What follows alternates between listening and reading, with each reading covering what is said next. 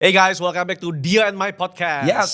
Where we are being rooted in truth. And led by the spirits. Haleluya. Amen. Hari ini judul episode kita adalah dari pemimpi jadi pemimpin. Nah, Right? From dreamer to leader. come on. Spesifik kita bahas mengenai Yusuf. Yusuf. Dan kenapa kita mau membahas ini? Saudara, beberapa minggu tadi saya sempat tanya sama Pastor Dio. Karena Pastor Dio memulai sebuah pengajaran untuk menginspirasi. Dan juga nanti ada hasil dari polling yang dilakukan oleh Pastor Dio lewat Lead with Dio. Pertama saya mau nanya deh.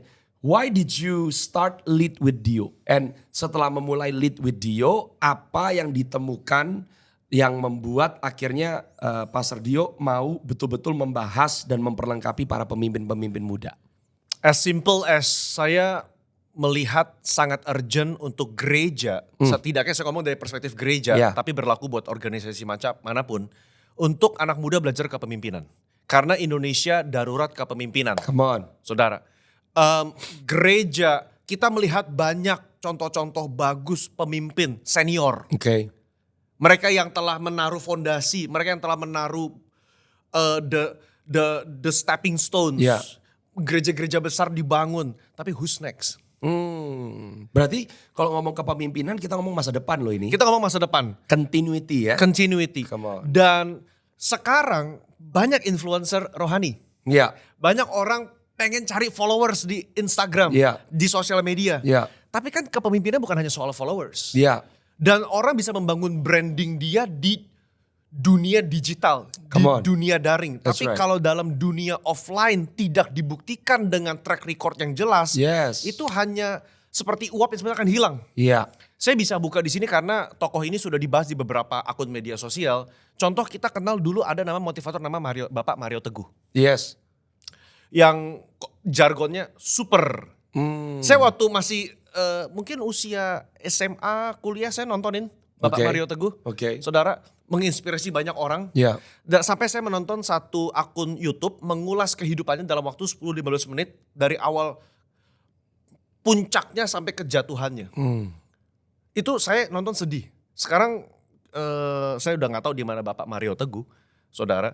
Cuman di situ saya belajar banyak bahwa ternyata apa yang dibangun citra di depan layar, kalau tidak di backup dengan kehidupan nyata dan ada buah nyata, berbasis karakter, berbasis buah, itu akan segera hilang. Dan Alkitab adalah menurut saya buku terbaik untuk kita berbicara mengenai karakter dan buah. Agree. Karena di dalam Alkitab banyak tokoh-tokoh yang bisa kita pelajari mengenai kepemimpinan. Banyak tokoh-tokoh yang bisa kita ambil prinsip-prinsipnya yang masih berlaku dan relevan untuk zaman sekarang. Oke, dan hari ini kita mau membahas khususnya tentang Yusuf. Nah, saudara pun harus mengerti di dalam tantangan perubahan zaman ya. Nah, kita juga mau bahas apakah berarti yang memimpin hanya orang-orang yang punya masa atau punya karena jabatan. Karena tadi kita juga sempat diskusi sebelum kita memulai episode ini dan kita sama-sama berkata jabatan tetap dibutuhkan karena influence, pengaruh diberikan dan jabatan adalah salah satu sarana sebetulnya untuk pengaruh bisa diberikan dan bagaimana saudara pun bisa memulai untuk memimpin tanpa ada sebuah jabatan, memimpin lewat ideologi, pemahaman, lewat inspirasi yang diberikan. Tapi sekali lagi, jangan sampai kita hanya memimpin secara lewat social media atau kita memimpin hanya karena kata-kata, tapi juga tidak di backup dengan buah yang nyata dan itu dibuktikan lewat keluarga kita masing-masing. Bagaimana kita memimpin keluarga. Seorang suami memimpin istri, orang tua memimpin anak. Dan meskipun saudara mungkin bukan pemimpin atas karyawan, jumlahnya 600 atau 6.000, orang yang ada di bawah kepemimpinan saudara, entah murid-murid yang ada school project misalnya, you are leading, memimpin grup ada 4 orang, 5 orang. Di situ kepemimpinan sudah diterapkan. Dan kita mau lihat di Alkitab pemimpin macam apa yang dibangun oleh Tuhan sampai akhirnya bisa berhasil. Ya, kalau saudara saksikan episode ketika kita membahas mengenai anointing does not equal good parenting. That's right. saudara akan melihat di situ bahwa Tuhan menuntut Imam Eli pertanggungjawaban atas kegagalannya memimpin keluarganya. Betul. Saudara, bahkan ayatnya sangat keras, kenapa engkau menghormati anakmu lebih daripada menghormati That's aku? right. Dan hukumannya turun karena dia tidak bisa menegur anaknya. Iya, atau dia menegur tetapi hanya sebatas ya cuman Nggak ngomong, mengambil serius gitu ya. Nggak secara serius menegur, mungkin didiskors dulu dari pelayanan. Betul. Atau diberhentikan dulu pelayanannya. Betul. Itu namanya kegagalan kepemimpinan dalam keluarga. True. Saudara. Dan hari ini kita mau melihat dari kisah Yusuf. Let's do it. Amin. Saudara, ini Yusuf banyak sekali bisa kita ambil. Ya. Banyak prinsip-prinsip kepemimpinan yang bisa kita ambil dari kisah Yusuf. Mulai dari sebelum dia dijual jadi budak, dia menjadi budak, dia dimasukkan ke dalam penjara, sampai nanti dia menjadi Perdana Menteri Mesir. Itu semua yang dilakukan adalah kepemimpinan. Golden nuggets untuk kepemimpinan begitu loh. Dan Yusuf punya jabatan ya. Di rumah Potifar dia orang kepercayaan. Ya, tapi diambil jabatannya. Tapi diambil.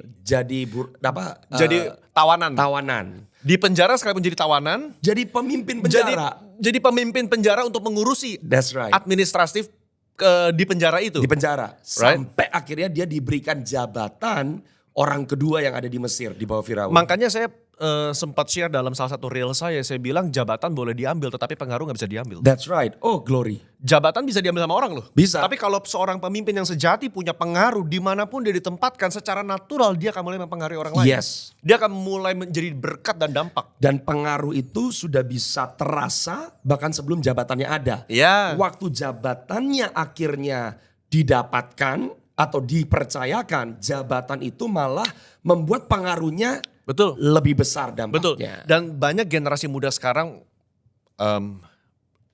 pengen cepat-cepat dapat jabatan, pengen cepat-cepat dapat posisi, tapi dia nggak mengerti bahwa tanpa pengaruh, tanpa influence, maka ketika dia masuk ke dalam posisi tersebut, dia nggak bisa berdampak apa-apa.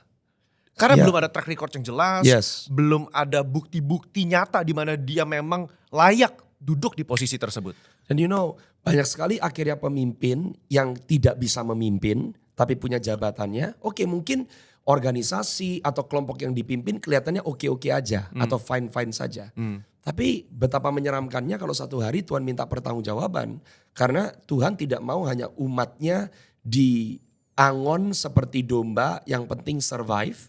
Sedangkan yang Tuhan rindu ada kedewasaan, ada pengembangan, ada dampak yang bertujuan untuk supaya dunia bisa mengenal kerajaannya yang dia bawa. Mendadak saya ingat, please Pastor Michael, di mana ayatnya ya, Tuhan tuh tegur gembala-gembala karena dia gak kasih makan domba-domba dengan baik. Tapi kamu malah menggebuk domba-dombaku, kamu memukul domba-dombaku, kamu gak kasih makan domba-dombaku. That's right. Ada tuh di Yeskiel pasal 34 yang tadi Pastor Dio sempat mau mention bahwa Tuhan menegur dan bahkan Tuhan menjatuhkan penghakiman kepada gembala-gembala yang tidak bisa dipercaya dengan domba-dombanya. Ya, coba Pastor Michael kok bisa baca beberapa ayat. Ya.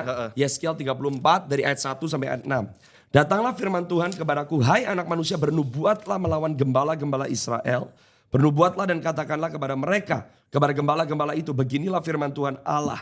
Celakalah gembala-gembala Israel yang menggembalakan dirinya sendiri. Bukankah domba-domba yang seharusnya digembalakan oleh gembala-gembala itu? Kamu menikmati susunya, mengenakan pakaian dari bulunya, menyembelih yang gemuk, tetapi domba-domba itu sendiri tidak kamu gembalakan.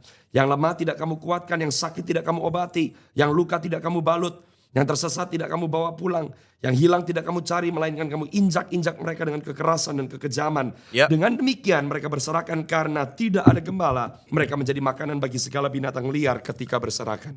Saya ada Alkitab fisik bahasa Inggris dari New Living Translation. Spesifik menggunakan kata dalam ayat yang keempat bagian terakhir. Instead you have ruled them with force and cruelty. Jadi penggembalaan pun ada aspek kepemimpinan di situ.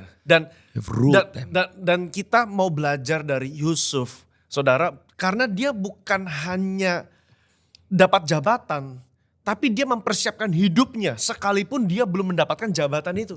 Nah, ini bahaya nih. Kita mau ulang lagi karena sekarang banyak orang punya jabatan tapi tidak memimpin. Kalau memimpin berarti yang dipimpin maju loh. Yeah. Gak cuma stuck di tempat. That's right. Nah banyak orang punya jabatan, entah karena dikasih sama orang tua, Yeah. entah karena disokong dengan faktor-faktor yang lainnya. Karena ternyata dunia juga bisa mencetak pemimpin. Bisa. Tapi kalau pemimpin itu di dalam kerajaan Allah tidak membawa kepada tujuan Sang Gembala Agung, bertahan gak ada masalah, oke-oke aja, belum tentu berkenan di hadapan Tuhan. Jadi right. kita harus mengerti bahwa kenapa kepemimpinan itu penting, sebab kepemimpinan satu hari akan dimintakan pertanggungjawaban. Semua kita akan diminta pertanggungjawaban. Dan harus bisa jawab. Ya. Oke, Ya. let's go into Kejadian 37. Kita langsung masuk Kejadian pasal 37. Yes. Kita mau mulai dari mana nih? Karena banyak sekali yang Mungkin bisa ini kita ambil Pastor dari. Rio, karena tadi di kitab Yeskiel 34 juga dikatakan bukannya menggembalakan domba-domba, tapi para gembala itu menggembalakan dirinya sendiri. Nah, saya juga mau bicara karena kita juga mengerti ada satu prinsip yang sering mungkin disebutkan juga. Saya nggak tahu apakah banyak yang dengar atau tidak. Sebelum kamu bisa memimpin orang lain, kamu harus bisa memimpin dirimu sendiri. Oke. Nah, tapi yang dimaksud oleh Tuhan di Yeskiel 37 yang saya tangkap adalah bukan karena gembala-gembala itu mempraktekkan healthy self leadership dalam arti supaya dirinya sendiri juga utuh, Yeah. sehat, kuat, berintegritas, tapi di mana kepemimpinannya hanya untuk memuaskan keinginan, ambisi dan juga kepentingan pribadi. Oke. Itu yang Tuhan permasalahkan. Oke. Nah, kalau kita lihat di Kejadian 37, salah satu prinsip yang saya belajar dari Yusuf adalah pertama kali Tuhan kasih mimpi kepada Yusuf. Berarti Yusuf udah tahu dia punya destiny. Dan destiny-nya berurusan dengan keluarganya, untuk menolong keluarganya, untuk menyejahterakan masa depan keluarganya di tengah-tengah masa sukar. Tapi kalau kita melihat cerita Yusuf sampai akhirnya dia dibuang oleh saudara-saudaranya ke dalam sumur adalah karena saudara-saudaranya iri. Yeah. Satu, bapaknya kasih the coat of multicolors. Yeah. Ada jubah yang berwarna-warni dikasih ke adiknya Yusuf. Yeah. Dan Yusuf datang menceritakan mimpinya dan bisa dibilang ya songong lah Yeah. sama saudaranya. Yeah. Jadi kalau kita bisa belajar dari cerita Yusuf yang nomor satu adalah That's very good. Yeah. Yusuf nggak tahu cara membawa diri gitu loh.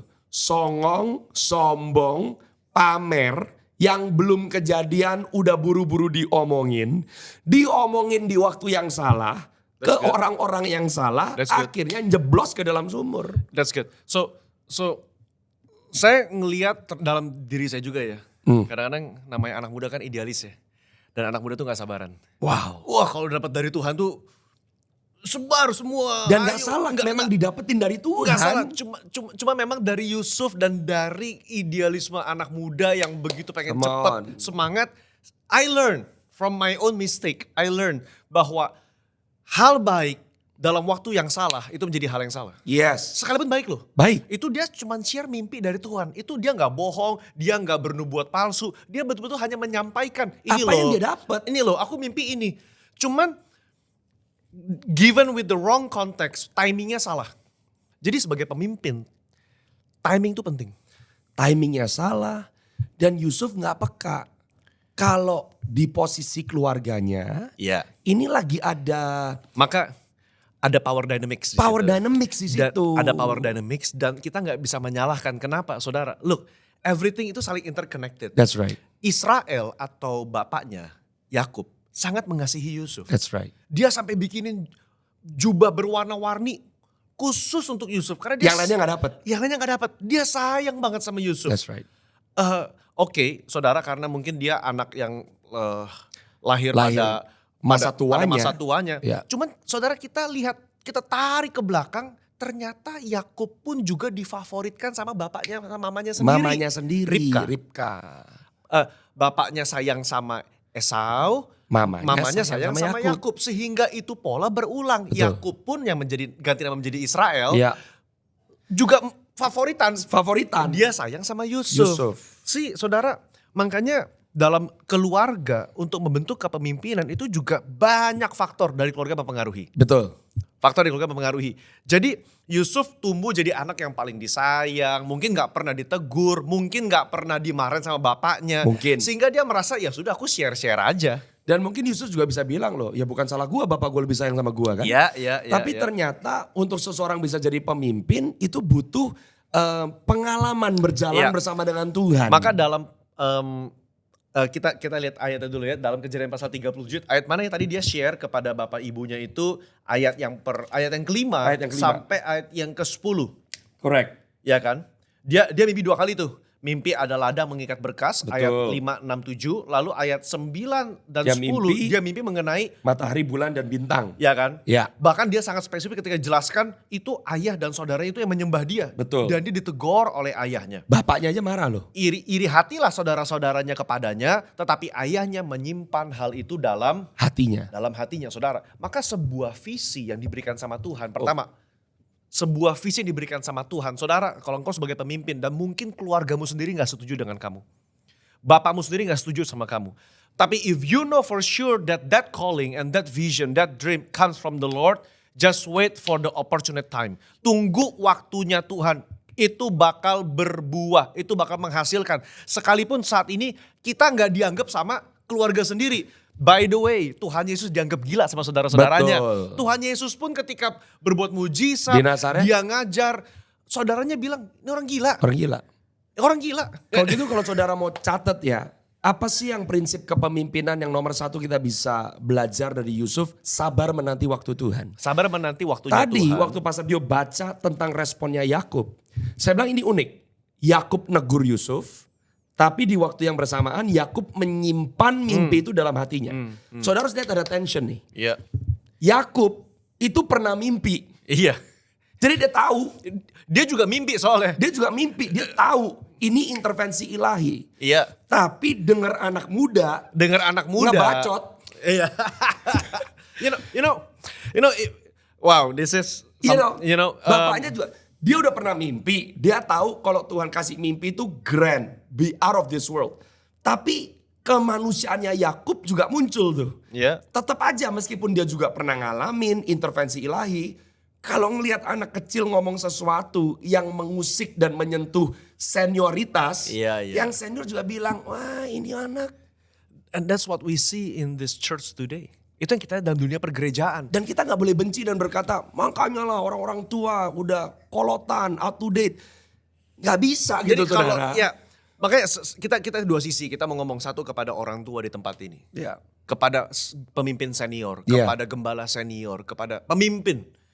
Saudara, ketika anak muda dapat penglihatan. Dan kita percaya Yoel 2:28 terjadi. Yes. Teruna mendapatkan penglihatan. Saudara, dan kita mungkin bernostalgia, itu kayak aku dulu 30 tahun yang lalu. Saudara, jangan, kita perlu didik dia, tuntun dia, jangan dimatikan mimpinya. Jangan dimatikan. Ya dia masih salah karena mungkin emosian, labil, nggak tahu tata krama etikanya, tapi dia punya panggilan Tuhan. That's right. Mentorkan, jangan dimatikan potensinya.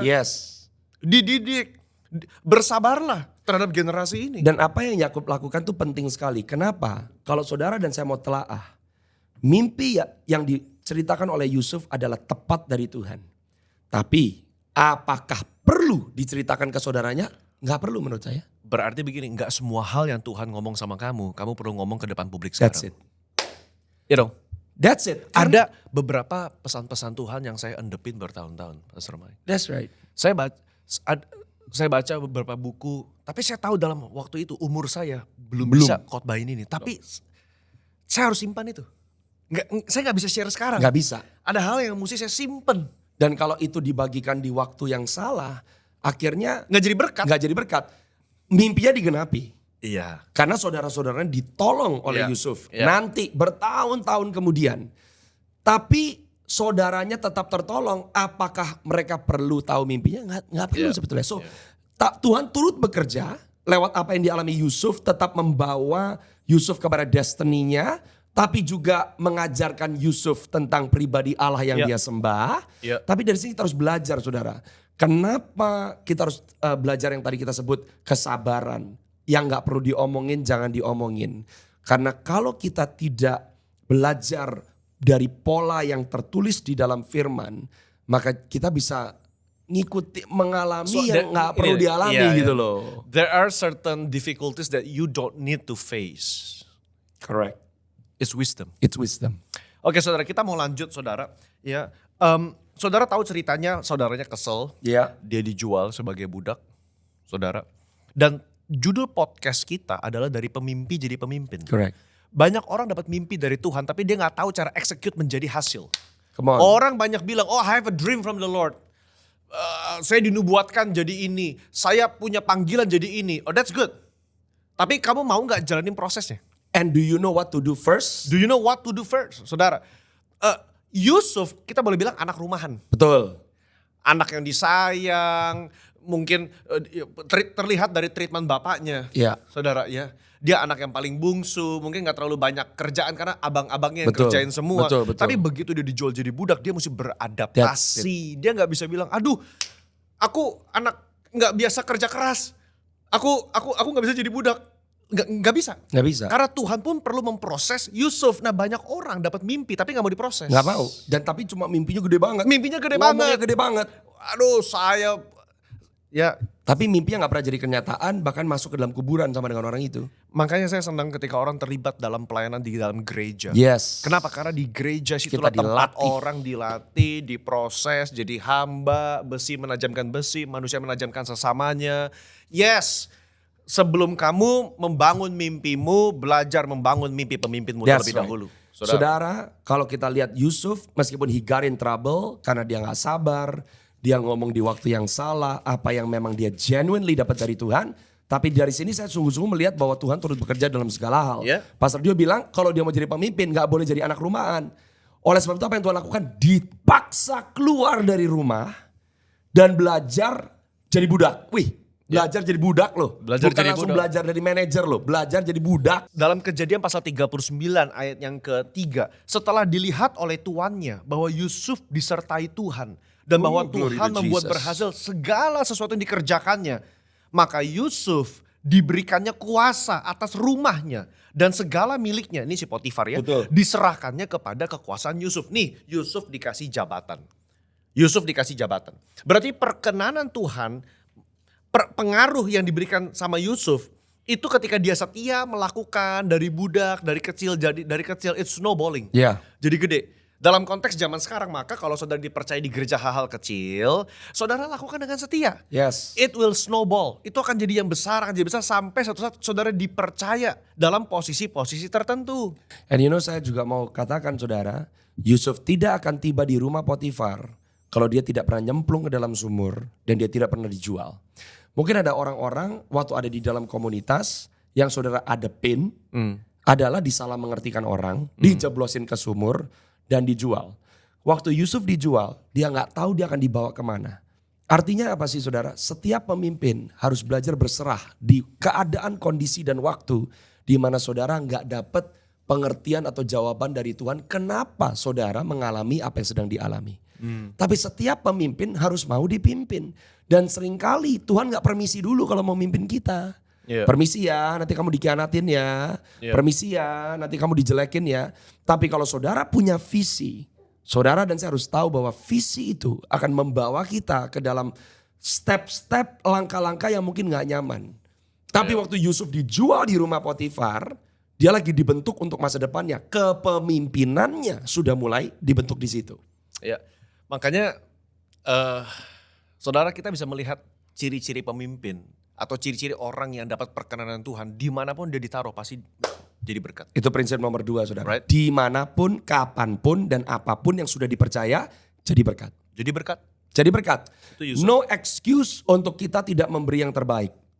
No excuse untuk kita tidak menghasilkan buah. Mau orang bilang buahnya kecil kek, mau buahnya kurang manis kek, mau dibandingkan dengan yang lain. Tapi dimanapun saudara dan saya sedang berada, give your best.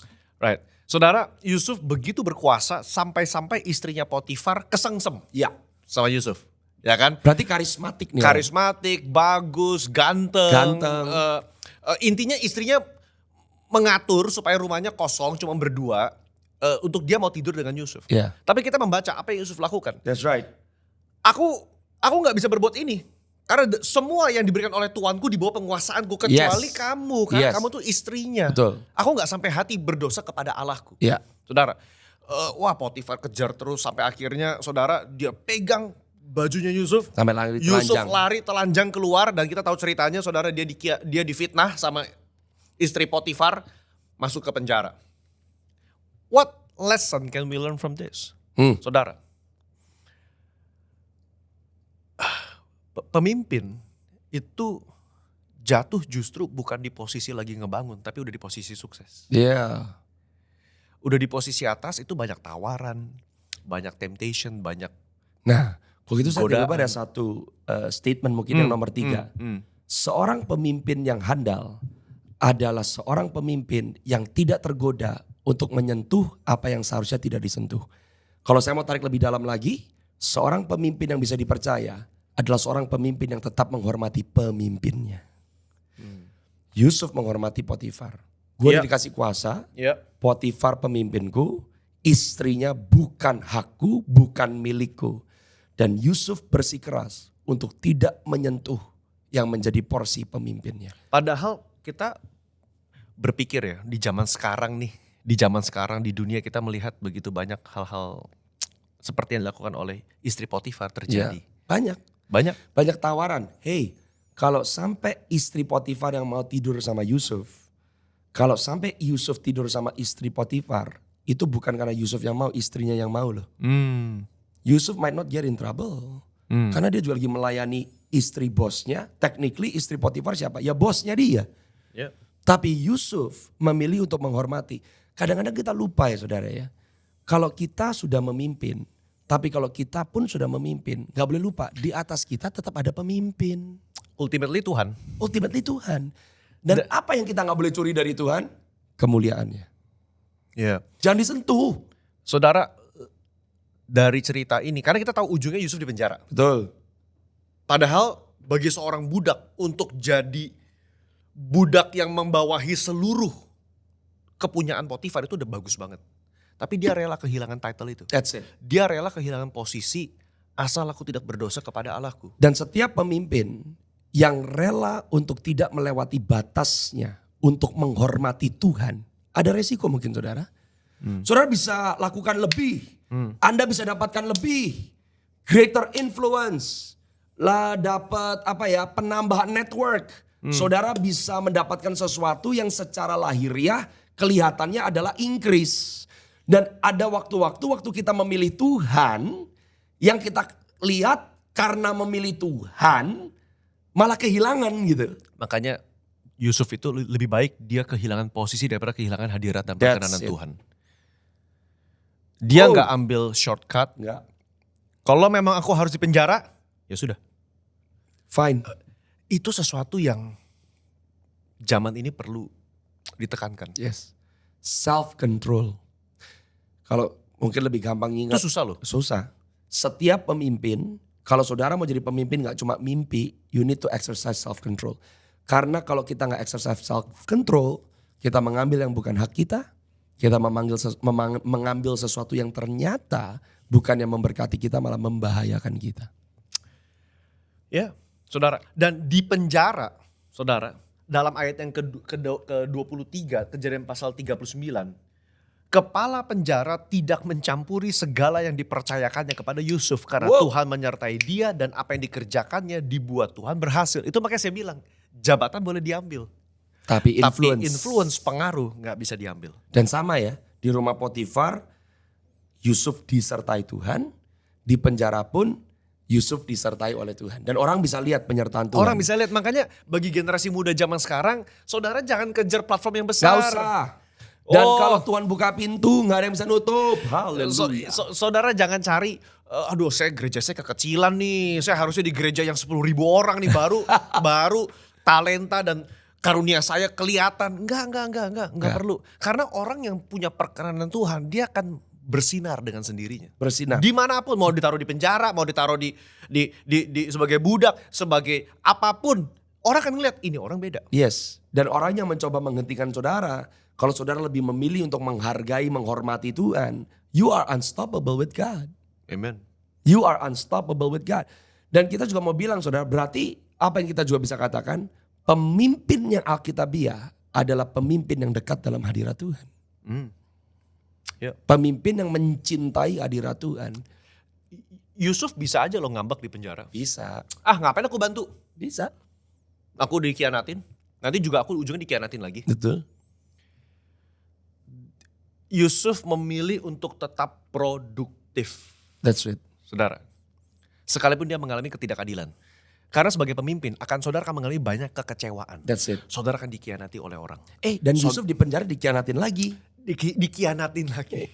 Saudara akan ditinggalkan oleh tim. Yes. Saudara akan mengalami namanya di backstep. Yes. Saudara akan mengalami namanya diomongin orang, digosipin. You name it. Kepemimpinan banyak masalah. That's it. Tapi hati Yusuf, ini maksud saya beda. Kepemimpinan Alkitabiah adalah dia mau terus jadi berkat bagi orang lain. That's it. Dan tidak berhenti jadi berkat. Kalau dia hanya ambisi pribadi, kalau udah gak ada untungnya buat saya, what's in it for me? So, Oke, gak ada apa-apa, aku gak mau aku diam aja. Tapi kalau kepemimpinan Alkitabiah, seperti Tuhan Yesus, gak ada orang mau mati bagi orang lain. That's it. There is no greater love than this. Itu kan ultimate-nya nih. Yes. Aku mati bagi kamu. Yes. Oke lah, kita gak minta saudara mati, tapi setidaknya mau gak saudara tetap jadi berkat produktif sekalipun timmu mengecewakanmu. Yes. Itu dilatih bukan di sosial media, itu dilatih di dunia nyata, di gereja. Meskipun saudara tidak diapresiasi. Saudara gak diapresiasi. Saya sempat juga buat reels ini bahwa ternyata 40% orang itu mengatakan pemimpinnya tidak memenuhi ekspektasi mereka. 23-29% itu ternyata mereka tidak pernah merasa diapresiasi. Berarti kalau 40 sama 20-an digabung, sekitar 65-70% sebetulnya itu masalah bukan di pemimpin. Diri sendiri. Di hati. Wow. Saudara, tadi kita sebut di mana Yusuf di penjara, dia juga dikhianatin. Dia udah ngomong sama juru minum. Kalau kamu keluar, tolong ingat sama saya. Ya dilupain. Dan saudara, Yusuf ada di penjara sampai dia mati kepada kehendaknya sendiri untuk keluar dari penjara. Waktu Yusuf sudah tidak lagi mikir bisa keluar atau kapan keluar. Tiba-tiba satu pagi dia bangun. Dia dipanggil untuk menghadap Firaun. Jadi Yusuf tidur sebagai tawanan, dia bangun sebagai Perdana Menteri. God can change your situation. Tuhan bisa ubah situasi saudara dalam hitungan jam. Tapi seorang pemimpin yang sejati, waktu saudara dikecewakan, waktu saudara udah gak bisa berharap dengan siapa-siapa, saudara memilih untuk berserah kepada Tuhan. And you know what? Ini penting karena kalau kita jadi pemimpin yang merasa kita harus bisa lakukan semua, kita harus selalu our effort, itu ternyata di hadapan Tuhan adalah sebuah kesombongan. Jadi istilah gini, pemimpin yang Alkitabiah adalah pemimpin yang mau rendah hati di hadapan Tuhan dan berkata, meskipun aku berhasil, meskipun aku punya kekuatan, pengharapanku tetap hanyalah Tuhan. Amen to that. Di penjara, Yusuf belajar saya rasa administrasi. Yes. Oke, di rumah Potifar dan di penjara dah. Dia belajar administrasi, membagi-bagikan alokasi makanan, mungkin minuman. Karena zaman dulu penjara gak kayak sekarang loh. Zaman dulu, saya baca dalam konkordansial kita, di zamannya Yusuf penjara itu, namanya di penjara sama Firaun. Udah, gak ada, lama Pak? 5 tahun remisi setahun. Nanti kalau berbuat baik kurang lagi 5 bulan, gak ada. Kalau Firaunnya lupa, sampai mati. Udah selesai. Tapi gara-gara Pastor Dio ngomong gitu saya baru nyadar ya. Di rumah Potifar, Yusuf belajar mimpin budak. Bisa dibilang orang-orang baik lah. Tapi di penjara dia mimpin orang-orang yang berandal. Jadi dan Tuhan, dia berhasil di situ. Dia berhasil. Jadi Tuhan tuh lewat keadaan hidupnya Yusuf, kapasitasnya dia itu makin diperbesar sama Tuhan. Kenapa? Karena satu saat dia akan memimpin bangsa Mesir. Hey, saudara. Jadi saya rasa iblis betul-betul menghancurkan generasi ini dengan mental health. That's it. Iblis menghancurkan generasi ini dengan pengen semuanya cepat. Semua cepat, serba instan, pragmatis, nggak mau proses, nggak mau mikir, nggak mau merenungkan, nggak mau belajar. Dan yang akhirnya cuma dibesarin ya cuma mimpinya aja gitu, tapi prosesnya nggak pernah mau dibahas. Kenapa? Karena iblis tahu kalau generasi ini sadar, bisa bangun dari tidurnya dan dia mau menerima proses Tuhan, ini jadi generasi pemimpin yang luar biasa. Haleluya, amin. Saudara, sepakat. By the way, apa sih nama Mesirnya Yusuf? Aduh, saya baru kepikiran nih. Apa nama Mesirnya Yusuf? Saudara, Yusuf tuh dikasih nama Mesir loh saudara. Betul. Yusuf itu dikasih nama Mesir. Nih, 40, pasal 41 ayat 45. Pasal 41 ayat 45. 45 coba. Lalu Firaun memberi Yusuf nama Zafnat Panea. Itu namanya Gen Z. Generasi Zafnat Panea adalah generasi yang siap diproses dalam penjara menjadi budak. Satu akan menjadi pemimpin bagi bangsa Mesir. You know what? I am speaking to the Gen Z, kepada generasi Zafnat Panea yang sedang mendengarkan ini. Kalau saudara adalah Gen Z, saudara merasa aduh Tuhan aku mental health issue, aku merasa gak dilihat, aku gak divalidasi emosiku. You know what? Learn from Joseph. Learn from Zafnat Panea. Nggak kebetulan ini disebut sebagai generasi Z. Because you are the generation of Zafnat Panea. Amen. Saudara harus belajar bahwa nggak semua hidup, emang hidup tuh nggak adil. Kita bisa komplain terus, aduh hidupku nggak adil, aku jadi budak, aku dijual, aku difitnah orang. Ya sudah, so what? Belajar. Grow from there. Karena Tuhan bisa rubah, Roma 8:28. Segala kebaikan, keburukan Tuhan bisa pakai untuk maksud dan kehendak Dia. Ya itu nggak buat semua orang loh. Bagi orang-orang yang terpanggil menurut kasih karunia-Nya. Dan yang mengasihi dia. Dan yang mengasihi dia, saudara. Itu generasi ini. Saudara, sebelum kita tutup. I need to preach about generation Zafnat Panea. Dan kita harus lihat ya saudara. Saya juga baru dapat sesuatu dari ayat 45. Waktu Yusuf diberikan nama yang baru, dia dikasih istri. Kenapa penting untuk Yusuf lari dari istri Potifar? Kalau teman-teman khususnya Gen Z mau jadi pemimpin, perhatikan hubunganmu. Karena pacarmu, hubungan seks di luar nikah, kalau kamu main sama istri orang, kalau kamu menajiskan dirimu, itu akan sangat berdampak dengan kepemimpinanmu. Pemimpin yang Alkitabiah bisa membina cara dia memperlakukan kekasih, pacar, sampai akhirnya calon pasangan hidup untuk menjadi sama-sama teman pewaris kerajaan Allah. Jangan sampai banyak anak-anak muda kandas karena feeling. You have sex before marriage. Kamu cari pasangan yang gak seiman, gak bisa mendukung visi Tuhan dalam hidupmu. Visi Tuhan, kamu kehilangan trust dari orang tua kamu hanya karena pacar. Saudara bisa bayangkan kalau sampai Yusuf tidur sama istri Potifar? Gua gak tahu hukumnya apa tuh. Kalau Yusuf ketangkep sama Potifar, hukuman mati mungkin. Dan destiny-nya habis loh. Jadi setiap hal yang merugikan kita kayaknya karena prinsip kebenaran, gak akan pernah merugikan pada akhirnya. You know saudara, masih banyak yang bisa kita share mengenai kisah Yusuf. So stay tuned saudara. Karena kita mau explore more about the life of Joseph. Saudara, karena sampai akhir hidupnya dia luar biasa sekali. Luar biasa. Saudara. Alright, so I hope you are blessed by this episode. Saudara, do DM, comment saudara. Share, subscribe channel kita saudara. Dan give thumbs up if you're blessed. Alright, I'll see you next week. God bless you. Bye.